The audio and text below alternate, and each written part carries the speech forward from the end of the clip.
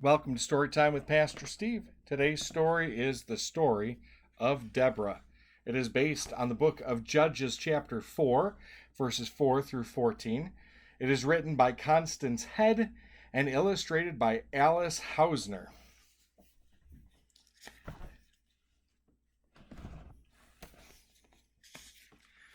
Deborah sat 'neath an old palm tree.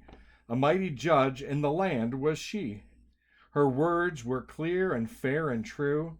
She was God's helper in all she'd do. From right and justice she'd never budge. Good Lady Deborah, the honest judge. Now in those days, you'll understand, a foreign king ruled Deborah's land. The times were sad, for his rule was hard. The children of Israel cried to the Lord, O God in heaven, hear our plea, and help us set our country free. Then God searched the land for a leader brave, his chosen one the country to save. Who better than Deborah, true and strong, the judge who served him well and long. God, said Deborah, listen to me. You must raise up an army to set Israel free. My blessings are with you. I'll be by your side. I've made you my general, my people to guide. How can I do it? Said Deborah then. For fighting is surely the business of men. But with God to guide me, I know I can't pause.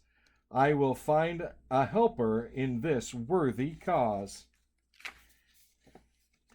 Then Deborah the judge sat down near a tree and sent word to Barak, please come here to me. Now Barak, she said, you must sound the call from the tribes one and all, and we'll organize troops against General Sisera, and take out a stand and drive the Canaanites from our land. Young Barak answered, I truly agree. Your plan is as wise can be. I'll go out recruiting. There's many a man who'll join in the struggle to free our dear land.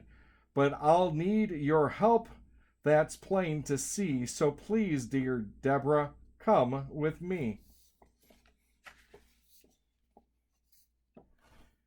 Deborah and Barak set out to war and found volunteers from the tribes near and far. The Lord will help us, his plan is clear. There isn't the slightest reason to fear. For God and our country this fight we will win.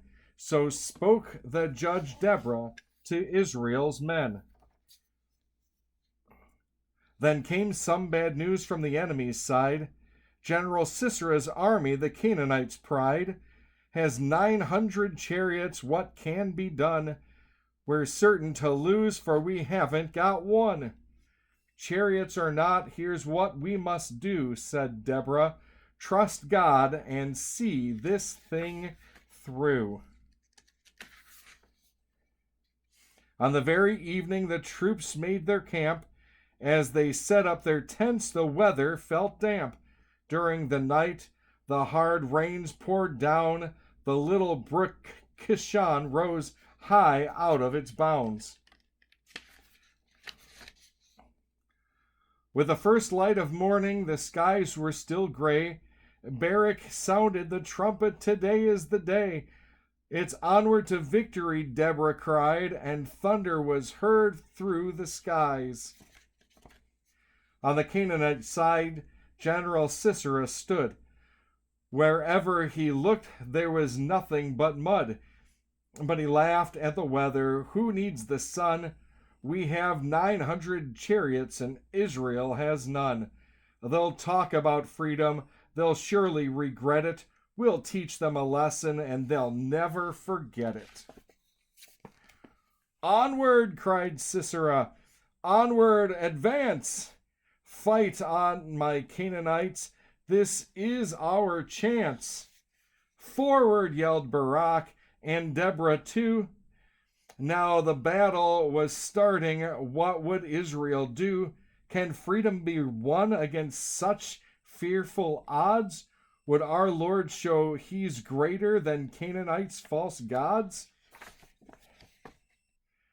Yes, for victory was Israel's. Canaan must yield. Sisera's chariots were stuck in the field. Their wheels were stuck in the mud and the clay, and the Canaanite soldiers were running away. Sisera ran too fast as anyone can. It's no use to fight against God's holy plan. Israel was free. It was time to rejoice. Deborah the judge in a song lifted her voice.